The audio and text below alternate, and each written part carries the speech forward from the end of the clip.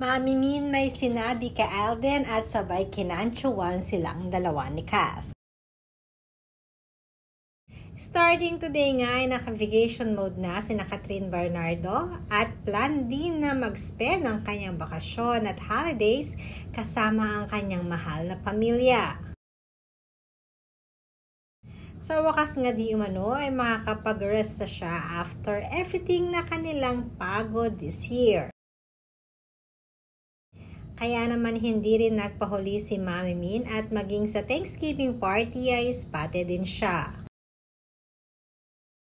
Hindi naman ito ang kauna-unahang pagkakataon na sumama si Mami Min kay Catherine sa mga ganitong events. Actually, lagi naman niyang kasama ang kanyang mami.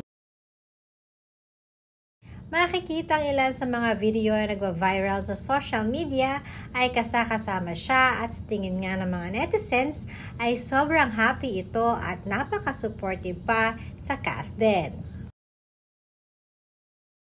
Kaya naman kahit nalasing pareha sina Catherine Bernardo at Alden Richards ay hindi naman gaanong nag-alaala si Mami Min dahil wala naman daw itong dapat ipag-alala dahil andyan si Alden.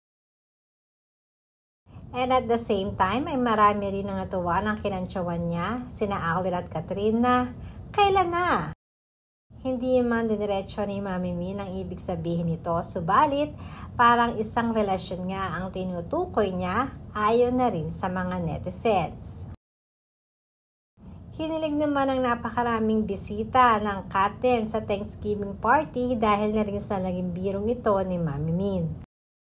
Very vocal naman ang mami ni Catherine na ito na nga di umano ang right timing para sa kanyang anak.